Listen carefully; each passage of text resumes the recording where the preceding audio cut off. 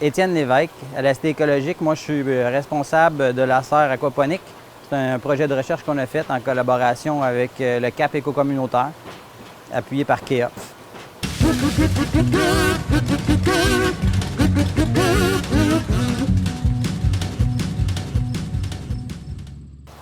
Fait que la Cité écologique, ça a commencé en 1984.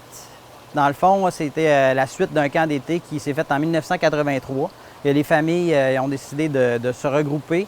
Moi, j'étais là à cette époque-là, j'avais 8 ans. Puis mes parents étaient dans les familles fondatrices de la Cité écologique de l'époque. Dans le fond, ce qu'on voulait, c'était un projet éducatif pour les enfants. Fait que le centre de l'éco-village, c'est vraiment une école. Puis toutes des compagnies éthiques qui se sont construites autour de ça. Puis ça a changé de forme, on a vécu plein de choses depuis 1984. Puis on a toujours été dans l'agriculture biologique. Puis là, présentement, bien, on est dans une serre qu'on fait de la recherche en aquaponie. Puis l'aquaponie, c'est sûr que c'est biologique parce qu'on ne peut pas mettre d'intrants parce que ça nuirait genre aux poissons. Puis on ne peut pas traiter les poissons parce que ça nuirait aux plantes. Fait qu'il faut vraiment travailler l'écosystème comme la nature le fait. Fait que ici, dans le fond, on est dans une serre solaire passive. Ça, c'est la première chose qui est vraiment intéressante. C'est une serre qui n'utilise aucun système de chauffage pour se chauffer l'hiver. C'est une serre qui va fonctionner 12 mois par année. Puis même l'hiver, on produit entre 70 et 80 pommes de laitue par semaine. Fait que ça, c'est une chose. La deuxième chose qui est super intéressante dans cette serre-là, c'est un système aquaponique. Fait que ça veut dire quoi? Dans le fond, on a des bassins de poissons. On nourrit les poissons. Les poissons, eux autres, ils vont faire ce qu'ils ont à faire dans l'eau. Puis on va utiliser les plantes, dans le fond, pour filtrer toute cette matière-là, qui, eux autres, dans le fond, est devenue comme des nutriments pour eux. Puis ils vont redonner comme de l'eau super claire, super pure pour les poissons après. Fait que c'est vraiment le cycle de la nature qu'on essaie de recréer, mais à l'intérieur de la serre. C'est moi qui ai pensé à ça, ça fait une couple d'années. On a commencé le projet, c'était un projet de recherche qu'on faisait avec des jeunes. Fait que j'ai accompagné des jeunes pour faire un cours en construction écologique avec Solutions ERA à Montréal. Fait que suite à ce cours-là, on a créé la serre. Fait que moi, j'étais chargé du projet. Fait d'ailleurs, les jeunes de l'école ici vont venir prendre plein de connaissances qu'ils peuvent vivre dans la serre à même la serre là, durant l'année scolaire. C'est super intéressant. On est présentement dans notre 3e année. Fait que c'est super intéressant la 3e année parce qu'on a déjà vécu tout ce qu'il y avait à vivre, probablement d'expérience à aller chercher. Fait que, je veux dire, l'abondance est là. Le cycle est tout bien bâti. Les micro-organismes sont tous installés. On a de la vie partout. C'est super intéressant. Présentement, on a 2 sortes de poissons. On a fait de la truite arc-en-ciel. La truite arc-en-ciel, c'est une truite que dans le coin, on trouve facilement. Puis le deuxième poisson qu'on a, c'est du doré jaune qu'on a réussi à avoir dans le coin de Watton.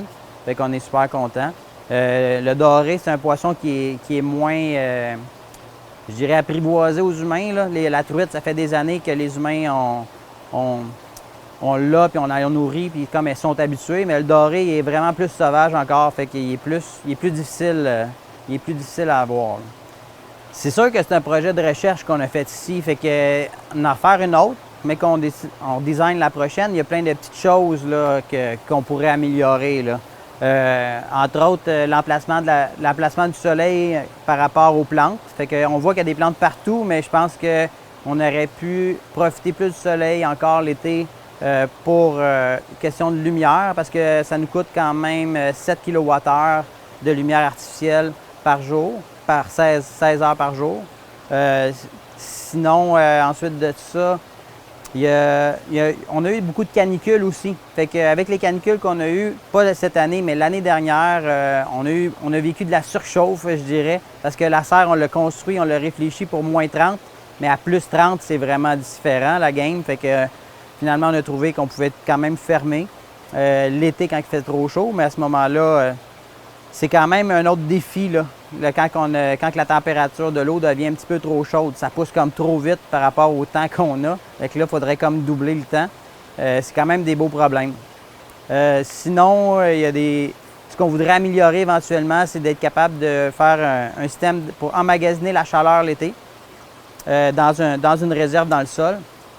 pour pouvoir la réutiliser l'hiver, pour monter. Parce que l'année dernière, on est arrivé à 10 degrés environ de moyenne. Tu sais, les jours, on a eu quand même une bonne hiver l'année dernière. Fait que le plus froid qu'on a eu, c'est 10 degrés. Mais si on aurait eu 14 degrés, on aurait été content. On veut aussi utiliser comme le ruisseau pour aller chercher aussi la fraîcheur du ruisseau pour faire de la géothermie passive, pour rafraîchir les bassins l'été. Fait que c'est toutes des petites améliorations qui restent à faire. Puis je pense qu'un coup que ça va être tout fait, là, je vais pouvoir dessiner le futur projet. Pour parler des températures de la serre, ce qui est vraiment intéressant de la serre, c'est ça, c'est qu'elle s'autorégule, je pourrais dire, parce qu'on a une énorme masse thermique. Ça veut dire qu'on a aussi des systèmes de chauffage passif dans la serre. C'est quoi? On a une serre de surchauffe qui est sur le toit, qui, à chaque fois qu'il fait soleil, va envoyer de la chaleur par des petits ventilateurs dans notre sous-sol. Puis là, la température que ça donne, même en plein hiver ici, à moins 30, s'il fait soleil dehors, bien à l'intérieur, il va faire comme plus 30. Si c'est nuageux puis il fait froid à l'extérieur comme moins 30, bien, on va arriver à genre 10-12 degrés à l'intérieur dans les plus froids. L'été, on arrive, c'est l'inverse, il fait extrêmement chaud. On rouvre tout l'été, on rouvre à partir du mois de mars. On a ouvert nos toiles à partir du mois de mars, mais on ne les a pas refermées avant le 15 octobre.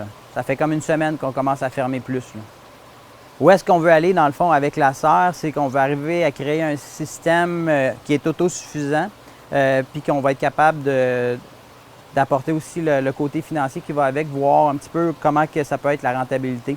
On fait ici, présentement, c'est un projet de recherche et on fait énormément de semences. On fait énormément de semences. Ça nous permet, dans le fond, ici, de pouvoir créer des semences parce qu'il y a plein de biannuels qui est super intéressant qu'on puisse générer ici au Québec dans le fond d'un rang. Mais le projet, éventuellement, ça serait, c'est sûr, la production de poissons biologiques à l'intérieur d'un système aquaponique est vraiment, vraiment, vraiment intéressant. On a mangé des poissons au-dessus de 2,5 kg là, dernièrement. Fait que c'était vraiment... C'était assez le fun. Ça fait partie des belles surprises qu'on a eues. Suite à ça aussi, arriver à tout calculer tout ça pour vraiment monter un projet qui pourrait être vraiment winner sur toute la ligne, là. Il y a des choses qu'on a réussi, qui n'ont pas réussi. Oui, c'est arrivé, mais c'est pas quelque chose qui nous a arrêtés parce que, dans le fond, on a recommencé avec les mêmes plantes jusqu'à temps qu'on y arrive. En faisant des semences de ces plantes-là, bien, après ça, il n'y en a plus de problème. Fait que, au départ aussi, le système, la première année, il était moins riche en nutriments. Maintenant, ça fait comme la troisième année qu'il roule. Fait que vraiment, le cycle, je dirais, est vraiment, vraiment plus construit. Fait qu'on sent qu'il y a de la vie, vraiment. On a des vers de terre, on a des micro-organismes dans l'eau, on a des petits colimaçons qui sont apparus. C'est assez merveilleux, la vie qu'on arrive à créer avec ce genre de système-là. On a comme deux sortes de systèmes. On a sur rafle, ça veut dire que l'eau passe, les racines sont vraiment dans l'eau. Puis on a ça s'appelle des growing beds en anglais, mais ça, c'est vraiment dans du gravier. Fait que ça sert aussi comme de biofiltre. Fait que le niveau d'eau va monter à l'intérieur du gravier puis qui va descendre, qui va donner de l'oxygène puis aux micro-organismes qui sont là, qui ont besoin pour manger l'ammoniac, qui transforme en nitrite, puis en nitrate. Puis ensuite, les plantes sont capables de l'absorber. C'est sûr qu'en étant si on serait à Victoriaville, il y aurait un peu moins de défis au niveau de la température. Ici, on a quand même 2 semaines de retard par rapport à Victo. Fait que quand on veut faire chauffer à Quen, on va à Victo un petit peu, puis on revient après. Mais n'empêche que le printemps, il arrive 2 semaines après. Juste Victo, à cause que justement, on est un petit peu plus élevé en altitude. Les changements climatiques, je pense qu'on les ressent, mais partout sur la planète. Entre autres, au niveau des pluies, les pluies qui sont devenues vraiment torrentielles, qu'on n'avait pas avant. Je veux dire, je pense que l'agriculture, c'est quelque chose qu'il va falloir qu'on repense éventuellement. Un, pour arrêter d'empiéter sur la nature, mais deux, pour aussi arriver à gérer notre consommation d'aliments puis de poissons, parce que selon moi, la planète est un peu saturée là, au niveau de ce qu'on peut y prendre. Il va falloir y trouver une façon d'y donner un break.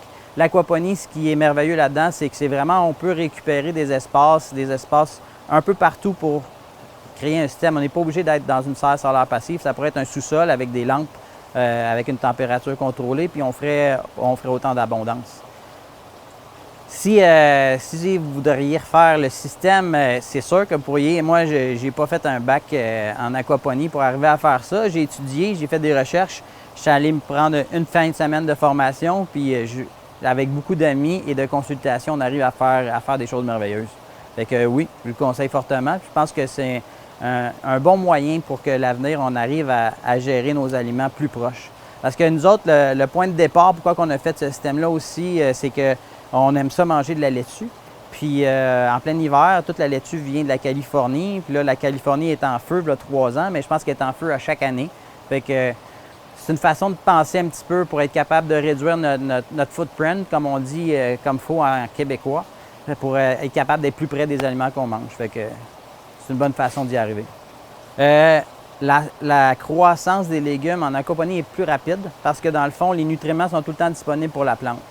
L'autre super avantage qu'on a, c'est que ça utilise 90% moins d'eau qu'en pleine terre. Parce que dans le fond, l'eau est toujours recirculée et revalorisée. Tandis qu'en pleine terre, bien, la plante va utiliser 10%, mais le reste, il va s'en aller dans la nappe phréatique. Ça va faire comme l'autre grand cercle, mais quand même.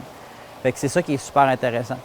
Ce que j'ai appris à travers la construction de cette serre-là, j'ai appris énormément, entre autres, comment être attentif au soleil.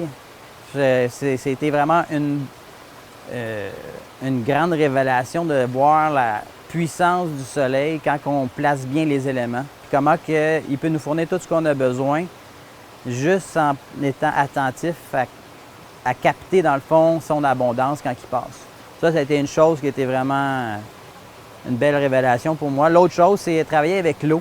J'ai tripé de travailler avec l'eau. J'aurais jamais pensé que l'eau était aussi, je dirais pas contagieuse, mais oui, ce serait contagieux. Comment que, dans le fond, un petit impact dans l'eau peut avoir une immense répercussion. Là. Pour changer, juste donner une idée, pour changer mon pH, moi, dans mon système, j'y vais avec une cuillère à soupe de vinaigre de cidre de pomme bio, puis ça fait changer mon système. Fait que j'ai 25 000 litres d'eau. Fait que j'imagine comment on traite nos rivières, puis qu'on traite nos océans.